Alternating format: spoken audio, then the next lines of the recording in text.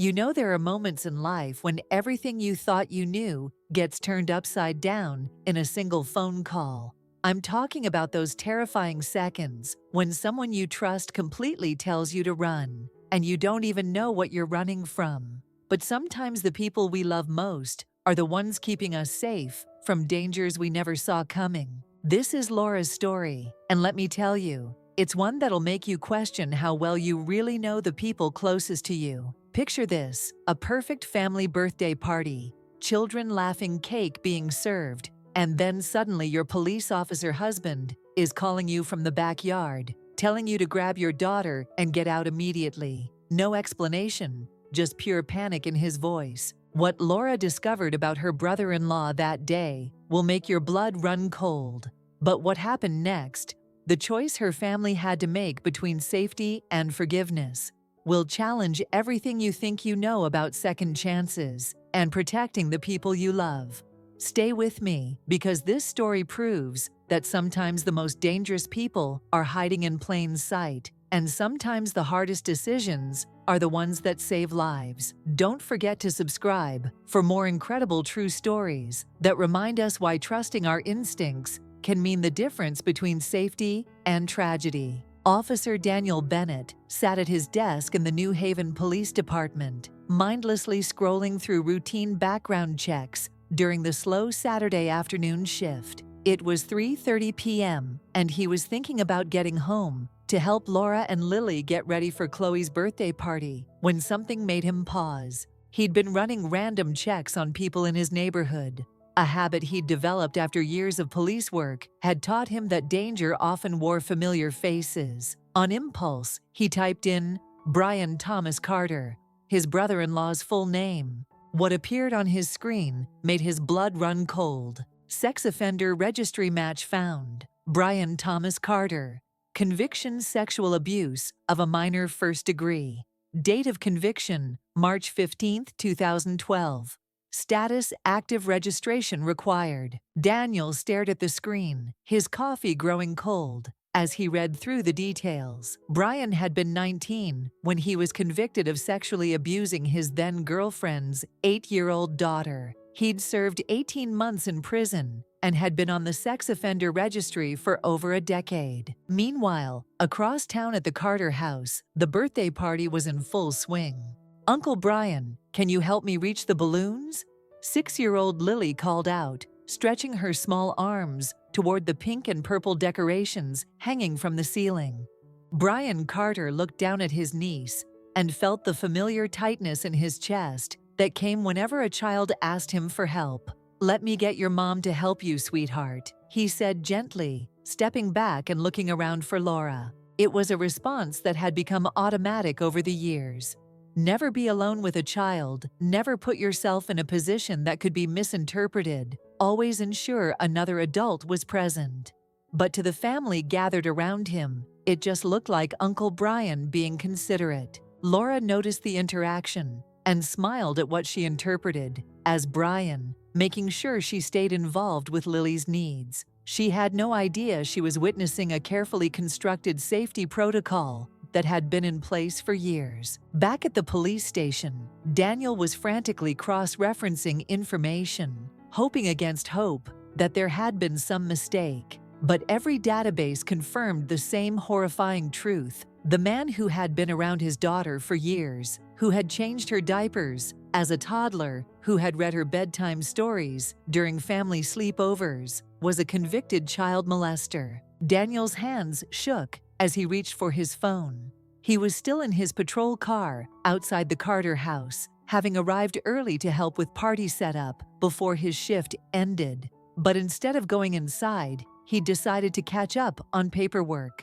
Now he was grateful for that decision. He was grateful he'd run that background check, and he was terrified of what might have happened if he hadn't. At the party, Brian was helping Melissa arrange the birthday cake when his 8-year-old son, Noah, approached.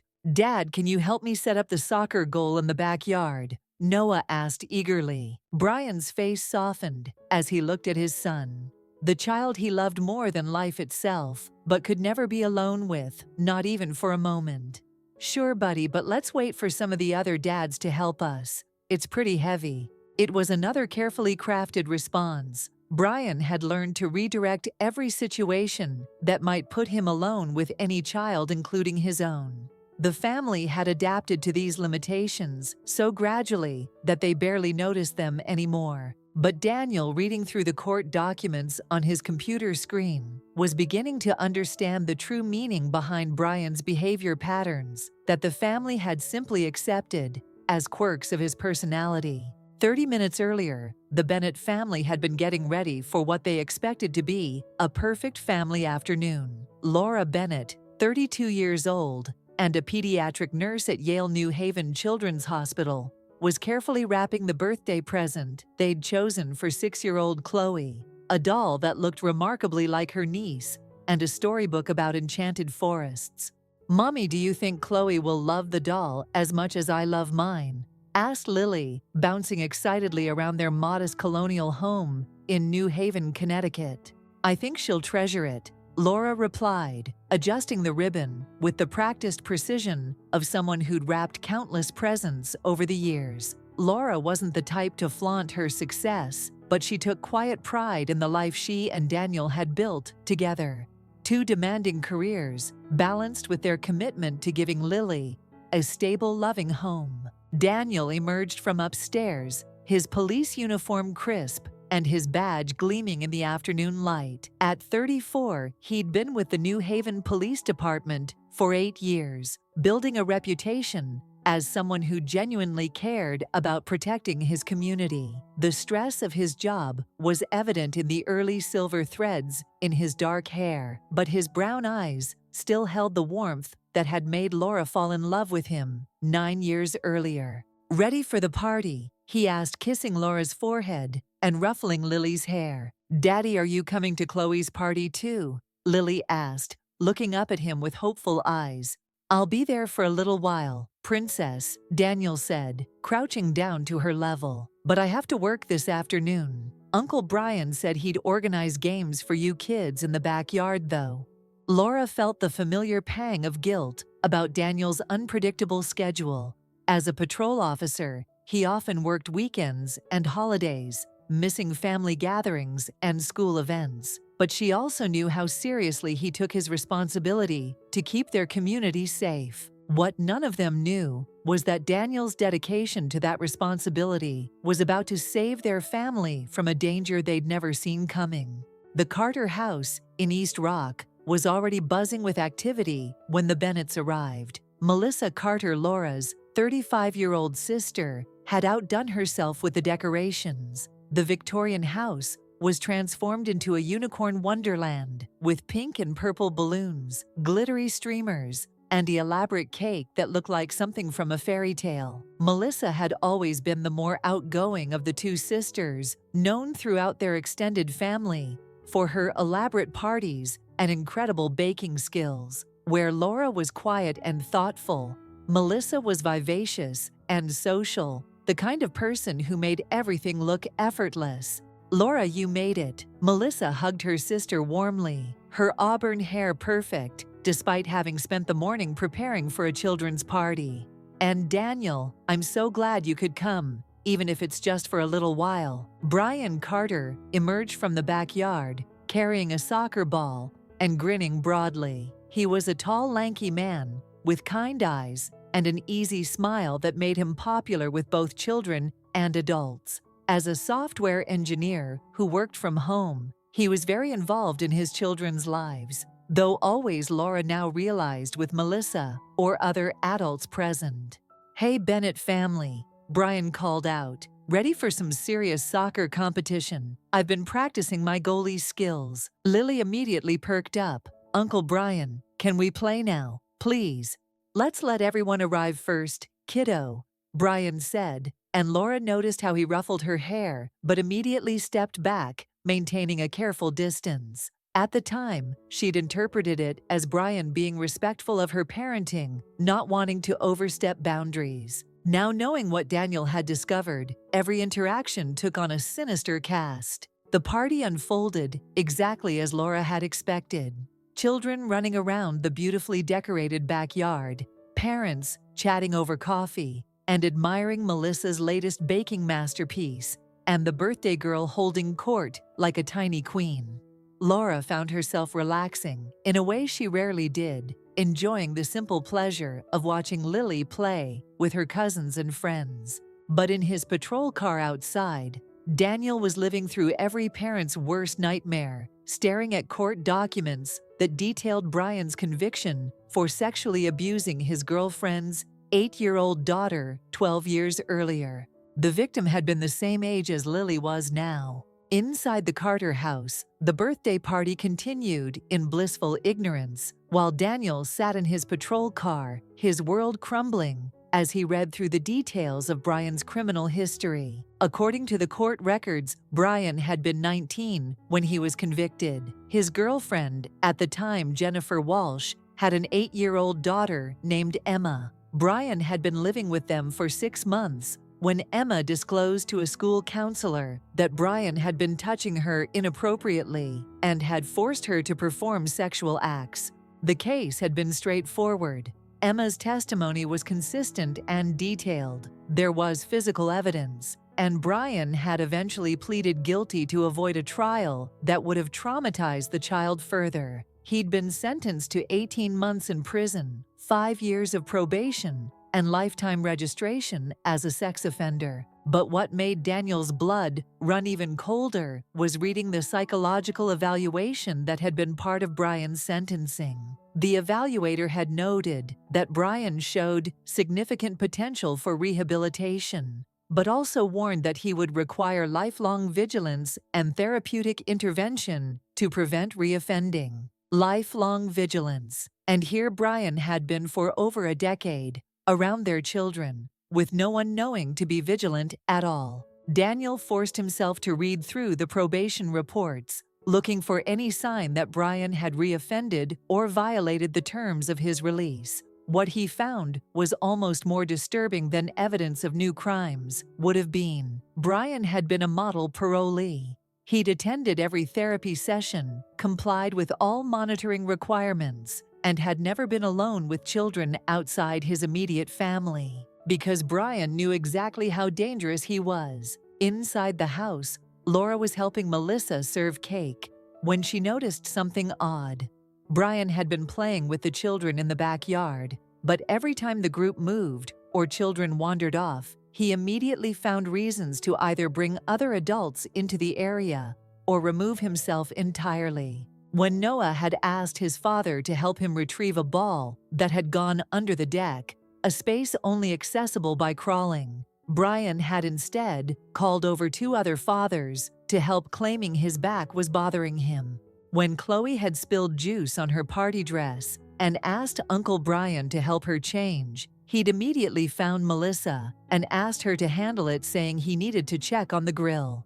At the time, Laura had thought Brian was just being considerate, making sure she and Melissa stayed involved with the children's needs. Now she realized she'd been watching a man who knew exactly what kind of monster he was, implementing safeguards to protect the children he claimed to love. Daniel's phone buzzed with a text from Laura. "Everything okay? You've been out there for a while." He stared at the message, knowing that in a few minutes, he was going to destroy his wife's sense of safety and security forever. But he also knew that every second Brian remained around their daughter was a second too long. Daniel scrolled through more of Brian's records, looking for recent information. What he found made him pick up his phone immediately. Brian's most recent therapy report, filed just 3 months earlier, contained a note that made Daniel's hands shake. Patient continues to report intrusive thoughts regarding children. Medication dosage increased. Recommend continued intensive supervision and no unsupervised contact with minors. Intrusive thoughts regarding children. And Brian was inside that house, right now, surrounded by a dozen kids, including Daniel's own daughter. Daniel dialed Laura's number with trembling fingers. Laura was laughing at something Melissa had said about the chaos of party planning when her phone rang. She glanced at the caller ID and frowned. It was Daniel, but he was right outside in his patrol car. Why would he be calling instead of just coming in? "Hello," she answered, stepping away from the group of parents for privacy. Daniel's voice came through the phone with an urgency that made her blood run cold. "Laura, listen to me very carefully. You and Lily need to leave that house right now.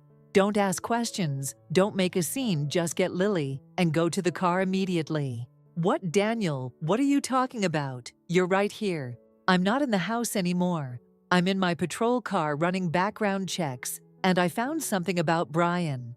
You need to get away from him right now. Don't let him know you're upset, just make an excuse and leave."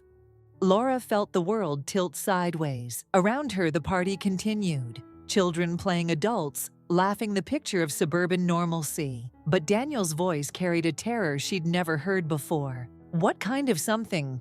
"Not over the phone. Just trust me and get out of there, now." The line went dead, leaving Laura staring at her phone in shock and confusion. She looked around the party, trying to process what Daniel had just told her. Brian was across the yard, helping Noah set up a badminton net while other fathers looked on. He looked exactly like what he'd always been to her, a devoted father and uncle, someone she trusted completely with her child. But Daniel's panic was infectious, and every instinct she'd developed as both a nurse and a mother was screaming that something was very, very wrong. Laura forced herself to smile as she approached the group of children. "Lily, sweetheart, we need to go." "But Mommy," Lily protested, her face falling.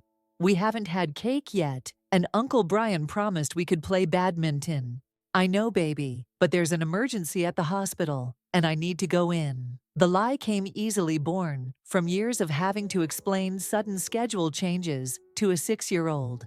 Melissa looked up from arranging party favors, concern creasing her features. "An emergency? On your day off? Can't someone else handle it?" It's a patient I've been working with," Laura said, hating how her voice sounded strained and artificial. "Her family specifically asked for me." Brian appeared beside them, still holding the badminton racket. "That's too bad. I was really looking forward to showing Lily my killer serve." His smile was warm and genuine, the same smile she'd seen hundreds of times over the years. But now, Laura found herself studying his face, looking for signs of the monster Daniel had apparently discovered. All she saw was the man who had taught Noah to ride a bike, who made elaborate Halloween costumes for the kids who had been part of their family for over a decade. "Maybe next time," Laura said, trying to keep her voice steady as she helped Lily gather her things. "Of course," Brian said easily. "Work comes first. That's what makes you such a great nurse." As they said their goodbyes and made their way toward the front door, Laura felt like she was moving through a nightmare. Everything looked normal. The birthday decorations, the happy children, the concerned but understanding expressions on her family's faces. But underneath it all was Daniel's voice, urgent and terrified. "Get away from him right now." They reached Laura's car, and she fumbled with her keys, her hands shaking so badly she could barely get them in the lock. That's when she noticed something that made her heart stop completely. All 4 of her tires were flat. Not just low on air, completely deflated, as if someone had deliberately punctured them. "Mommy, why are our tires flat?" Lily asked, her voice small and confused. Laura stared at the car in horror, her mind racing. Had Brian done this? Was this why Daniel had called? But when Brian had been at the party the entire time, playing with the children, helping Melissa, chatting with the other parents. With trembling fingers, Laura called Daniel back. "We can't leave," she said the moment he answered. "Someone slashed our tires." "What?" Daniel's voice was sharp with alarm. "All of them. All 4. Daniel, what is going on? What did you find about Brian?" "Listen to me very carefully," Daniel said, and she could hear the sound of a car engine starting. "I'm heading your way right now. Do not go back in that house. Do not let Brian know you're upset. Find a reason to stay outside until I get there." "But Lily's scared, and it's getting cold." "I don't care if you have to sit on the front porch in a snowstorm. Do not go back inside with Brian there. I'll be there in 3 minutes." Laura looked around frantically, trying to figure out what to do. The party was still going on in the backyard, and she could hear the sounds of children playing, and adults laughing. It all seemed so normal, so safe. But Daniel's terror was infectious, and she found herself pulling Lily closer. "Mommy, I'm cold," Lily said, shivering in her party dress. "I know, baby. Daddy's coming to get us, okay? We just need to wait out here for a few minutes. But why can't we go inside? Aunt Melissa would let us call someone to fix our car." Laura struggled to find an explanation that wouldn't terrify her daughter. "Daddy wants to see the car first. You know how he is about car trouble." It was weak, but Lily seemed to accept it. They sat on the front steps of the Carter house, Laura checking her phone every few seconds and jumping at every sound. The afternoon was getting cooler, and she could see Lily starting to shiver more noticeably. That's when Brian appeared in the doorway. "Hey, is everything okay out here?" he asked, his voice full of concern. "Melissa said your car won't start." Laura's throat felt like it was closing. This was Brian, the man who had been part of their family for over a decade, who had never shown any signs of inappropriate behavior, who seemed genuinely caring and trustworthy. But Daniel's warning echoed in her head, and she found herself instinctively pulling Lily behind her. "It's fine," she managed to say. "Daniel's coming to help." In this cold, "Come on, bring Lily inside. We can call a tow truck from the house." "No." The word came out sharper than Laura intended, and she saw Brian's eyebrows raise in surprise. "I mean, we're fine. Daniel will be here any minute." Brian studied her face for a moment, and Laura had the uncomfortable feeling that he was seeing more than she wanted him to. His expression shifted slightly, and for just a second, she thought she saw something that might have been understanding, or recognition, or fear. "Laura," he said quietly, "are you sure everything's okay? You seem upset." Before she could answer, the sound of a police siren cut through the afternoon air. Laura had never been so relieved to hear that sound in her life. Daniel's patrol car pulled up to the curb with its lights flashing, and he was out of the vehicle before it had come to a complete stop. His face was grim as he strode toward them, his hand resting on his service weapon in a way that made Laura's blood run cold. "Brian," Daniel said, his voice carefully controlled. "I think we need to talk." The tension in the air was so thick, Laura could practically taste it. Brian stood in the doorway, his expression shifting from confusion to something that looked almost like resignation, as he took in Daniel's stern face and official posture. From the backyard, the sounds of the birthday party continued. Children laughing, adults chatting, completely unaware of the drama unfolding at the front of the house. Laura could hear Melissa's voice calling out instructions for a game of freeze dance, and the innocent joy in the children's laughter made the situation feel even more surreal. "Daniel, what's going on?" Brian asked, but his voice lacked the genuine confusion Laura would have expected. Instead, there was a weariness that suggested he'd been waiting for this moment for a long time. Daniel positioned himself between Brian and his family, every inch the police officer. "We need to have a conversation, privately." "Daddy," Lily ran to Daniel, wrapping her arms around his legs. "Someone hurt our car. All the tires are flat." Daniel picked up his daughter, his eyes never leaving Brian's face. "I know, princess. We're going to figure it out." Brian's shoulders sagged slightly, and Laura saw him glance back toward the house, where the party was still in full swing. "Daniel, whatever you think you know, I know exactly what I know." Daniel interrupted, his voice cold and professional. "Laura, take Lily and wait in my patrol car." "But what about the party?" Lily asked, looking back toward the house where she could still hear her cousin and the other children playing. "What about Chloe's cake?" "We'll have cake another time, sweetheart," Laura said, though her voice was shaking. She was trying to process what was happening, trying to understand how a perfect family birthday party had turned into something that required police intervention. As Laura buckled Lily into the back seat of the patrol car, she could see Daniel and Brian having an intense conversation on the front porch. Brian's hands were raised in a gesture that seemed both defensive and pleading, while Daniel stood with his feet planted wide, every inch the police officer. "Mommy, why is Daddy talking to Uncle Brian like that?" Lily asked, her voice small and worried. Is Uncle Brian in trouble? Laura struggled to find words that would reassure her daughter without lying to her. Daddy just needs to talk to him about something important, baby.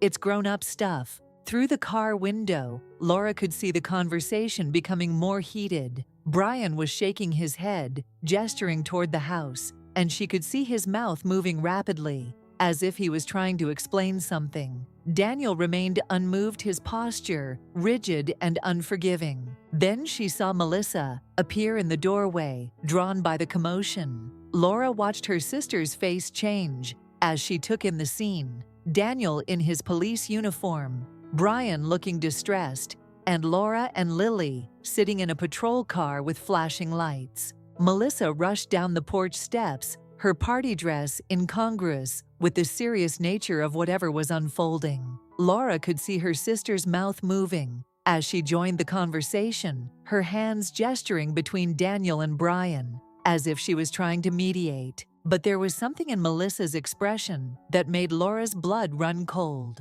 It wasn't confusion or shock, it was fear. The kind of fear that came from knowing exactly what was being discussed. Mommy Aunt Melissa looked scared, Lily observed, pressing her face against the car window. Laura's heart was breaking as she watched her sister's perfect party day dissolving into chaos. But more than that, she was beginning to understand that Melissa's fear wasn't the surprise of learning something new. It was the terror of having a secret exposed. After what felt like hours, but was probably only 15 minutes, Daniel walked back to the patrol car. His face was grim, and Laura could see the stress lines around his eyes that always appeared when he'd had a particularly difficult day at work. "We're leaving," he said, simply getting into the driver's seat. "What about our car?" Laura asked. "I'll have it towed to the house. The tires were slashed by some kids in the neighborhood. It's not related to the other situation." Laura felt a mixture of relief and confusion. "So Brian didn't know," Daniel said, glancing in the rearview mirror to make sure Lily wasn't listening too closely. "The car was just bad timing, but we still need to talk about the other thing." As they drove away from the Carter house, Laura looked back to see Melissa and Brian standing on the front porch, holding each other. The birthday party was still going on in the backyard, but she could see other parents starting to gather their things, sensing that something had gone wrong, even if they didn't know what. "Daniel," Laura said quietly, "you're scaring me. What did you find?" Daniel was quiet for a long moment, his hands gripping the steering wheel tightly. "When I was running routine background checks this afternoon, I decided to look up Brian. I don't know why, just curiosity, I guess." Laura felt her stomach clench and... "He has a record, Laura, a conviction for child sexual abuse from 12 years ago. He served 18 months, and he's been on the sex offender registry ever since." The words hit Laura like a physical blow. She felt the air leave her lungs and had to grip the door handle to steady herself. "That's impossible. Melissa would have told me. She would never..." "I confronted him about it." Daniel continued, his voice carefully controlled. "He admits it's true. He says Melissa knows about his past, that he told her before they got married. He claims he's been in therapy and has never reoffended." Laura stared out the window, trying to process this information. Brian Carter, the man who had been part of their family for over a decade, who had played with their children, who had been trusted with their most precious relationships, was a convicted child molester. "But he has children," she whispered. "He has Noah and Chloe. How is that possible?" "Apparently he's not prohibited from living with his own children, as long as he's in compliance with his parole terms and attending therapy." "But Laura," Daniel's voice broke slightly, "he should never have been alone with Lily, ever, and we never knew to be careful." In the back seat, Lily was humming quietly to herself, completely unaware that her world had just shifted on its axis. Laura looked at her daughter, so innocent, so trusting, and felt a rage unlike anything she'd ever experienced. But underneath the rage was something even more devastating, the realization that her sister had known. Melissa had known about Brian's past and had chosen to keep it secret, putting Lily at risk for over a decade. How could Melissa not tell us? Laura asked, her voice barely above a whisper. How could she let him around Lily without warning us? I don't know, Daniel said. But we're going to find out. The drive home was silent, except for Lily's occasional questions about why they'd left the party so suddenly. Laura and Daniel gave her vague answers about work emergencies and car trouble, but Laura could see in the rearview mirror that their daughter sensed something was seriously wrong. Once they got home, and Lily was settled in front of the television with a snack, Daniel and Laura retreated to their bedroom to continue the conversation that would reshape their understanding of their family. I need to see everything, Laura said, pacing back and forth across their small bedroom. I need to understand exactly what we're dealing with. Daniel pulled out his laptop and accessed the police database. His name is Brian Thomas Carter, convicted 12 years ago of sexual abuse of a minor in the first degree. The victim was his girlfriend's 8-year-old daughter. Laura felt sick as she read the details on the screen. The clinical language of the police report couldn't hide the horrific reality of what Brian had done to a child who had trusted him, who had seen him as a father figure. 18 months in prison, 5 years probation, mandatory registration as a sex offender, and required to attend therapy. Daniel continued reading. But here's what's really disturbing. Look at this recent therapy report. He pulled up a document dated just 3 months earlier. Patient continues to report intrusive thoughts regarding children. Medication dosage increased. Recommend continued intensive supervision and no unsupervised contact with minors. Laura's hand shook as she read the therapist's notes. He's still having thoughts about children, and Melissa knows this. According to his parole officer's notes, yes, his wife is listed as his primary support person and is required to be informed of all therapy recommendations. The implications of what they were learning hit Laura like a freight train. This wasn't just about a past mistake that Brian had moved beyond. This was about an ongoing struggle that required constant vigilance and supervision. We need to talk to Lily, Daniel said quietly. We need to find out if anything has ever happened. The conversation with their 6-year-old daughter was the most difficult thing Laura had ever done as a parent. They sat on Lily's bed, speaking in gentle voices about body safety and appropriate touch, asking carefully worded questions designed to uncover any signs of abuse without traumatizing her further. Uncle Brian never touched me in bad ways. Lily said, her young face serious as she tried to understand why her parents were asking such strange questions. He gives good hugs, and he reads funny voices for the stories, but he never did anything that made me feel yucky. What about when you've stayed overnight at Aunt Melissa's house? Daniel asked gently. Has Uncle Brian ever come into your room at night or helped you with your pajamas? Sometimes he comes to say goodnight, but Aunt Melissa is always there too, Lily said. And I change into my own pajamas because I'm a big girl now. Laura felt a wave of relief, so intense it made her dizzy. But underneath the relief was a burning anger that they'd been put in this position at all, that they'd unknowingly exposed their daughter to someone with Brian's history. Has Uncle Brian ever asked you to keep secrets? Laura asked, her voice gentle but probing. Lily thought for a moment. He said not to tell you about the extra cookie he gave me at Christmas, but that was just a fun secret, not a scary secret. After they'd finished talking with Lily and reassured her that she wasn't in trouble and had done nothing wrong, Laura and Daniel sat in their living room, trying to figure out what to do next.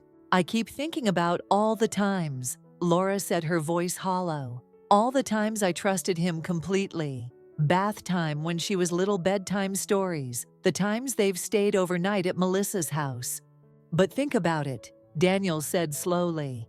Was he ever actually alone with her? I mean, really alone.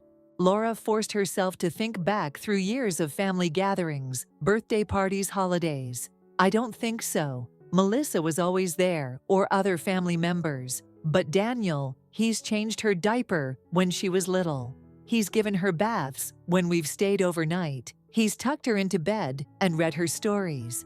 Always with Melissa present. Laura thought harder. I think so. Actually, now that I'm really thinking about it, he never volunteered to help with those things. I always had to ask Melissa, and she would either do it herself or stay in the room while Brian helped. Daniel nodded grimly. That's not coincidence. That's a safety protocol. Brian knows exactly how dangerous he is, and he's been implementing safeguards to protect the children around him. Laura's phone rang, interrupting their conversation. It was Melissa, and her voice was strained and tearful. "Laura, please don't hate us," Melissa said without preamble. "I know Daniel told you about Brian's past, and I know you must be furious, but please let me explain." "Explain." Laura's voice was cold. "Explain how you've been letting a convicted child molester around my daughter for years without telling me." "It's not that simple," Melissa said, crying now. "Brian was 19 when it happened. He was young and stupid and made a terrible mistake. He's spent 12 years paying for it, going to therapy, proving that he's changed." "A terrible mistake." Laura's voice rose, despite her efforts to stay calm. "Sexually abusing a child is not a mistake, Melissa. It's a crime. It's a choice." "I know how it sounds," Melissa said desperately. "But if you could see him with Noah and Chloe, if you could see how gentle he is, how careful he is to never be alone with any children, including his own." "That's exactly the point," Laura interrupted. "He's careful never to be alone with children because he knows he's a danger to them. And you never thought to share that information with me." There was a long pause before Melissa spoke again, her voice barely above a whisper.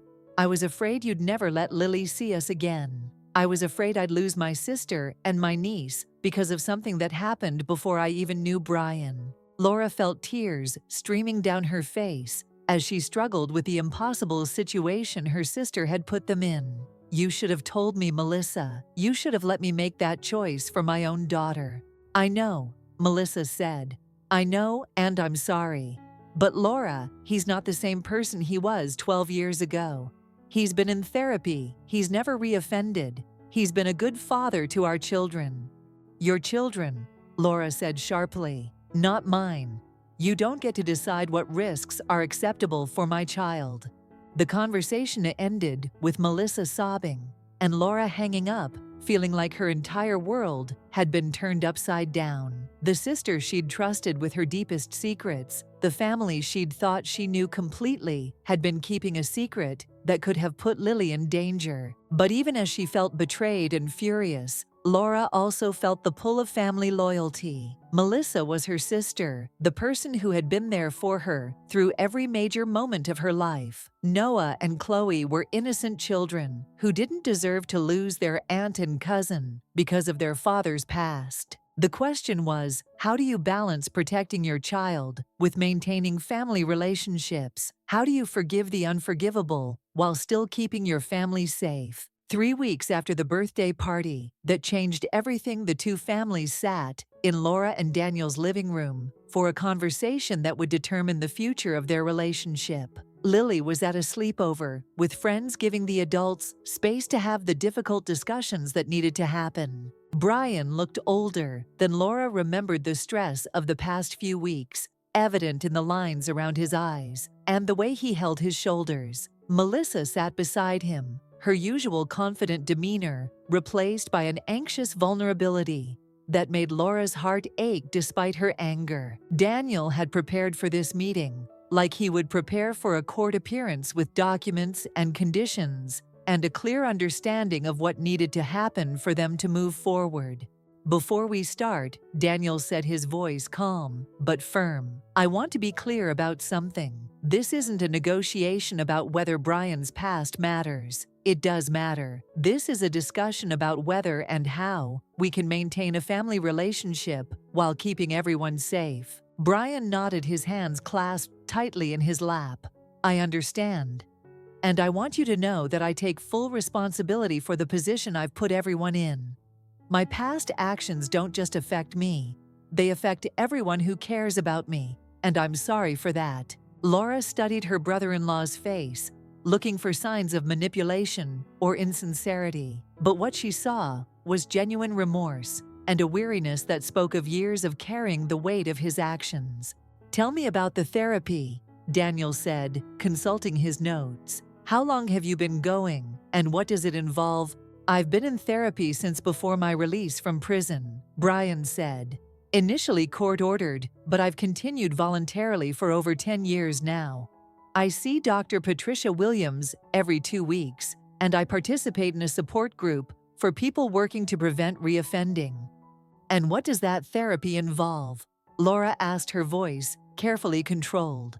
Brian took a deep breath before answering. "We work on understanding the thought patterns and behaviors that led to my offense, developing healthy coping mechanisms, and maintaining accountability. I also take medication that helps control inappropriate impulses."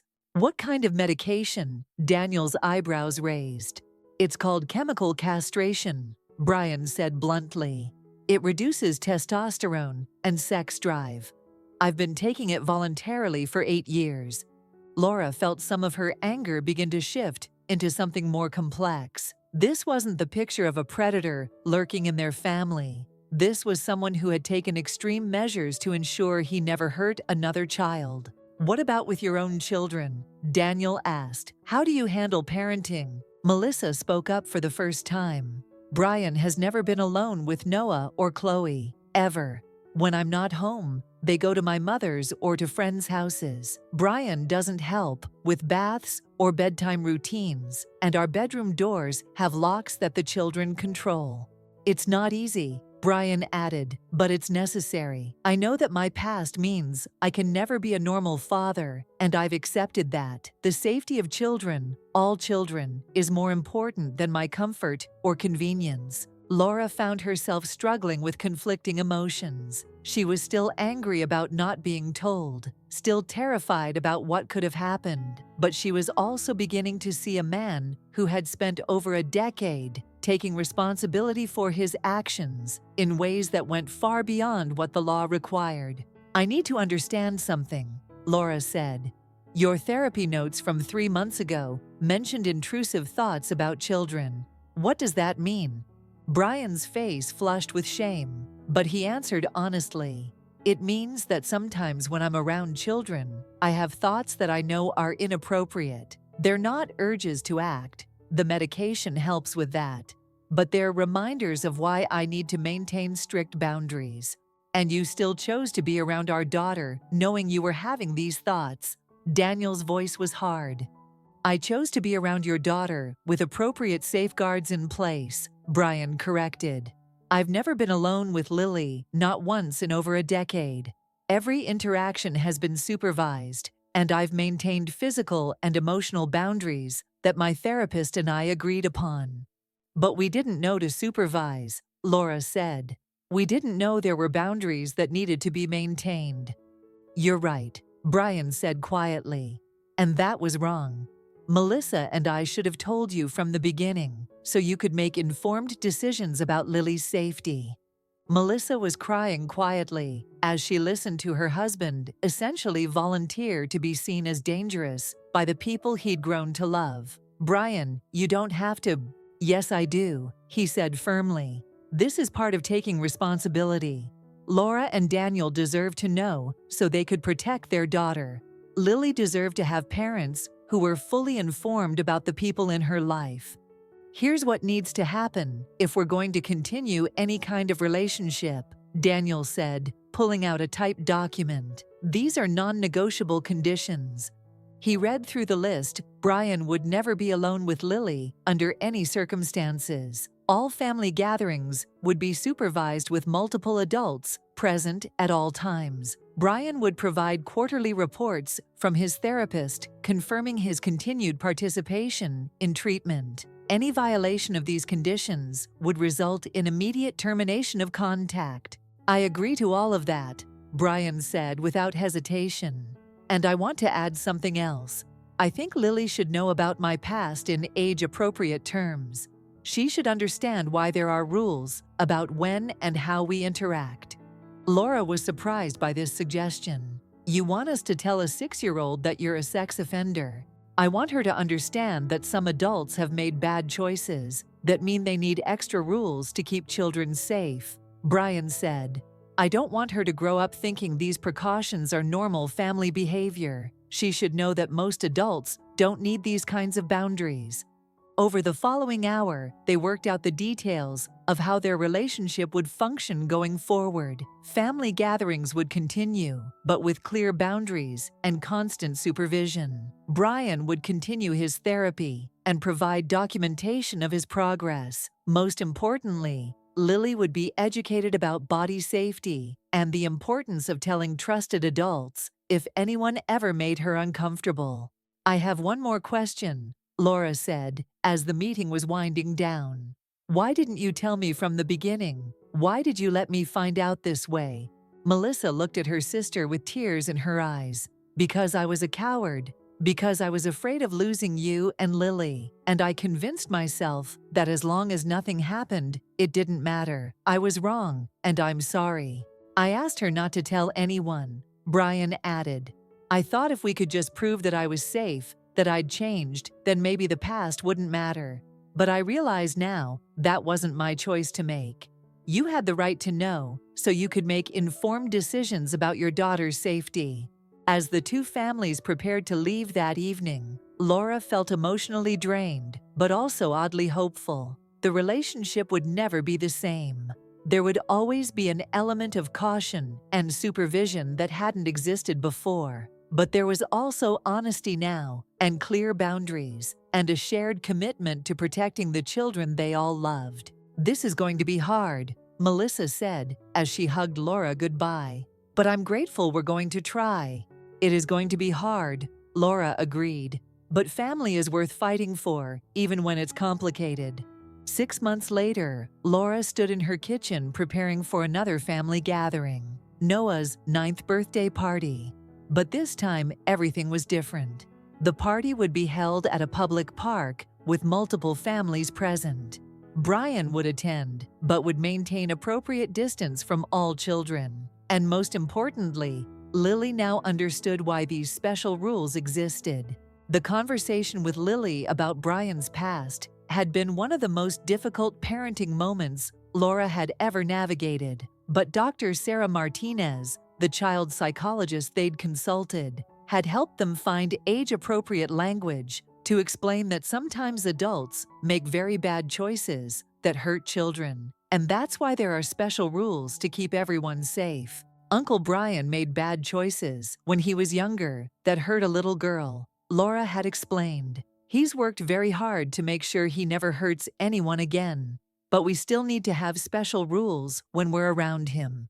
Lily had accepted this explanation with the matter-of-fact resilience that children often display. She still enjoyed seeing her cousins and aunt, but she also understood why Uncle Brian couldn't give her piggyback rides anymore or help her when she needed to use the bathroom at family gatherings. The therapy sessions had been helpful for the entire family. Dr. Martinez had worked with them to develop safety protocols that protected Lily while still allowing for family relationships. She'd also helped Laura and Daniel process their own feelings of betrayal and anger. "It's normal to feel conflicted," Dr. Martinez had told them. "You can be angry about not being told, while also recognizing that Brian has taken significant steps to address his past behavior. These feelings don't have to be mutually exclusive." Daniel had struggled the most with the new family dynamic. His protective instincts, as both a father and a police officer, made it difficult for him to be in the same room as someone with Brian's history, regardless of the precautions in place. "I understand intellectually that he's done everything right," Daniel had told Laura after one particularly tense family dinner. "But emotionally, I want to arrest him just for existing near our daughter." But even Daniel had begun to soften slightly as he watched Brian consistently maintain appropriate boundaries and demonstrate genuine remorse for the impact his past had on their family. The breakthrough moment had come during a supervised visit to the park, when Brian had quietly removed himself from a group activity because he realized his presence was making another parent uncomfortable. He didn't have to do that, Daniel had observed. He was following all our rules, but he chose to prioritize that parent's comfort over his own inclusion. That's what accountability looks like, Laura had replied, finally beginning to understand the difference between someone who had committed a crime and someone who was actively working to prevent future harm. The relationship with Melissa had been slower to heal. Laura still felt betrayed by her sister's decision to keep Brian's past secret, and it had taken months of family therapy to work through the trust issues that had developed. I need you to understand that I don't blame you for Brian's past, Laura had told Melissa during one particularly emotional session. But I do blame you for taking away my ability to make informed choices about my daughter's safety. I know, Melissa had replied, and I'm going to spend the rest of my life earning back your trust. Now, as Laura packed snacks for Noah's birthday party, she reflected on how much their family had changed and grown over the past 6 months. The relationships were more complicated now, but they were also more honest. The children were safer because the adults were more aware and vigilant. And perhaps, most importantly, they had all learned that love sometimes meant accepting difficult truths and working together to create safety within imperfection. Lily came bouncing into the kitchen, wearing her favorite dress and carrying a carefully wrapped present for her cousin. "Mommy, is Uncle Brian going to be at the party?" "Yes, sweetheart. Remember our special rules. I stay where you and Daddy can see me, and I tell you right away if anyone makes me feel uncomfortable," Lily recited. "And Uncle Brian has his own special rules too, right?" "That's right. Everyone has rules to keep everyone safe and happy." "Good," Lily said with satisfaction. "I like it when everyone follows the rules." As they drove to the park, Laura thought about the phone call that had changed everything 6 months ago. Daniel's urgent voice, telling her to flee immediately, had seemed like an overreaction at the time, but she now understood that his protective instincts had been exactly right. Sometimes the most dangerous situations were the ones that looked perfectly safe on the surface. At the park, the birthday party unfolded, much like any other family gathering, but with an underlying structure of safety and awareness that hadn't existed before. Brian maintained appropriate distance from the children while still participating in family conversations. Multiple adults were always present and alert, and most importantly, everyone understood their role in maintaining the safety of the children. "This is working," Daniel said quietly to Laura as they watched Noah blow out his candles, surrounded by family who loved him and were committed to protecting him. "It is," Laura agreed. "It's not the family we thought we had, but it's the family we're building together." As the party wound down and they prepared to head home, Brian approached Laura and Daniel with something he'd clearly been planning to say. "I want to thank you," he said, his voice thick with emotion. "You could have cut us out of your lives completely, and no one would have blamed you. Instead, you've given me the chance to prove that people can change, that past mistakes don't have to define someone's entire future."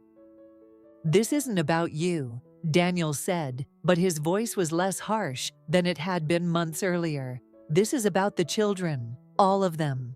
"I know," Brian said, "and that's exactly why it means so much." Later that evening, as Laura was tucking Lily into bed, her daughter asked a question that showed how much she'd grown and learned over the past 6 months. "Mommy, do you think Uncle Brian is sorry for the bad choices he made?" Laura considered the question carefully. "I think he's very sorry, sweetheart, and I think he works very hard every day to make sure he never makes those kinds of bad choices again." "That's good," Lily said sleepily. "Everyone deserves a chance to be better, but everyone also deserves to be safe." Laura kissed her daughter's forehead, marveling at the wisdom that could come from a 6-year-old who'd been taught to think about complex issues in age-appropriate ways. As she turned off the light and closed Lily's bedroom door, Laura reflected on the journey their family had taken. The phone call that had shattered their sense of security had ultimately made them stronger, more aware, and more committed to protecting the people they loved. Sometimes, the most frightening moments led to the most important conversations. And sometimes the most difficult truths were the ones that set families free to build something better, safer, and more honest than what they'd had before. The greatest gift Daniel had given their family that day wasn't just protecting Lily from potential harm. It was forcing them all to confront difficult truths and build relationships based on honesty, accountability, and a shared commitment to child safety rather than comfortable ignorance. And that, Laura thought, as she settled into bed beside her husband, was worth all the difficult conversations and complicated family dynamics in the world. If Laura's story about family secrets, difficult choices, and the courage to prioritize safety over comfort resonated with you, make sure to subscribe to our channel for more real stories about the complex decisions families face when protecting children. Every day we share tales of ordinary people who found the strength to have difficult conversations, set necessary boundaries, and choose safety even when it meant changing everything they thought they knew about the people they loved. These stories remind us that love sometimes means accepting hard truths, and that the most important job any adult has is keeping children safe. Hit that subscribe button and join our community of people who believe that protecting children is always worth the difficult conversations.